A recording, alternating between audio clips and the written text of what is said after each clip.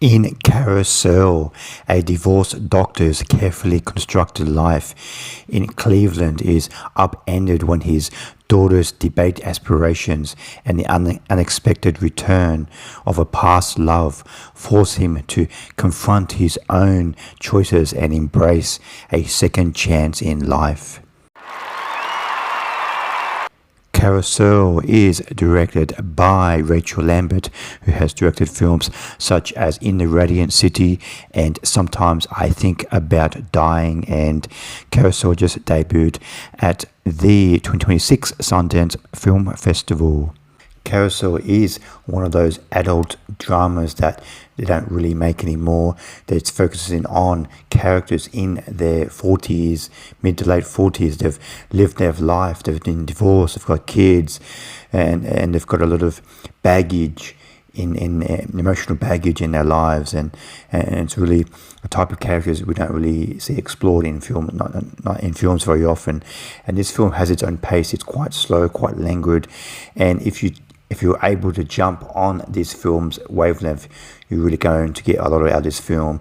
It's one of those films from Sundance this year that critics have mostly embraced, but the audiences not so much. Out of the almost 90 films playing at Sundance this year on Letterboxd, it's the second lowest rated film from the festival, so audiences haven't really connected with this film. But for me, I was able to jump on the wavelength of this film, and I really got a lot out of this film.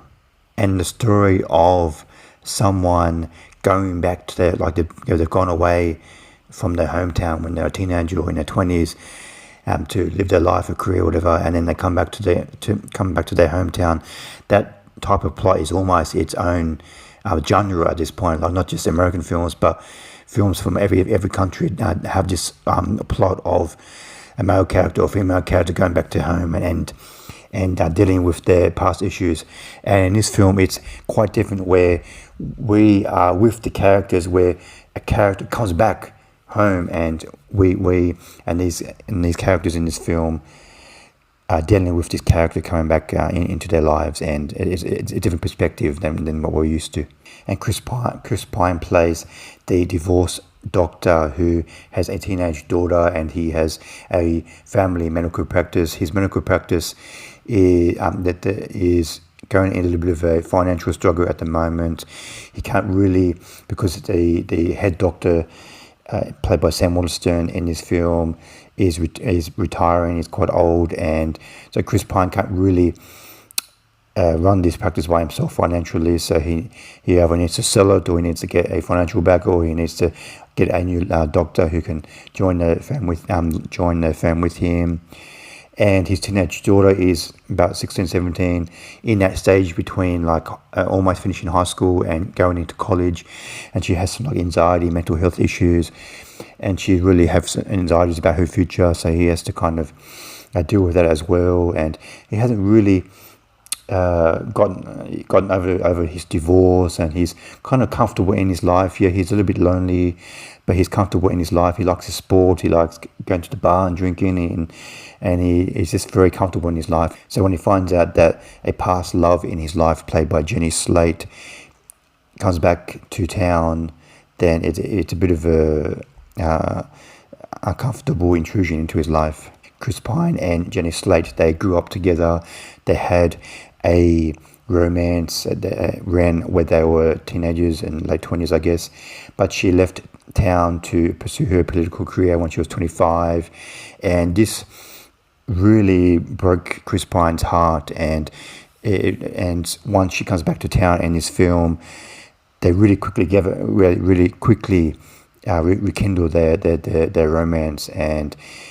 But in the second half of the film, once they've been together for a few months, they're both really at different points they really both have different viewpoints of the rekindled relationship. And Jenny Slate is very comfortable. She's very excited about this rekindled relationship, because she's not afraid to fall in love with him, because she knows who he is, and they grew up together. She knows he won't hurt her.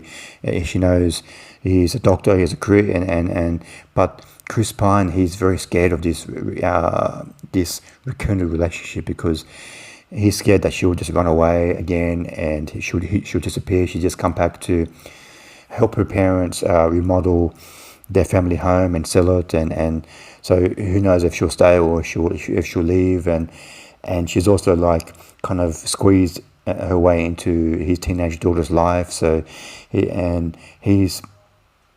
admits later in the film that he's in love with her, but so what? It's his feelings, like it's more complicated than that, and so he's really scared to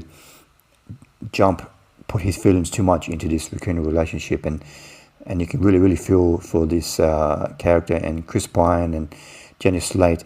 I wouldn't say they have a lot of chemistry in this film, but the characters are really brought to life and they feel so real, and that their struggles in their lives at the current time feel really real and raw. And as I said before, this is quite a slow, languid film.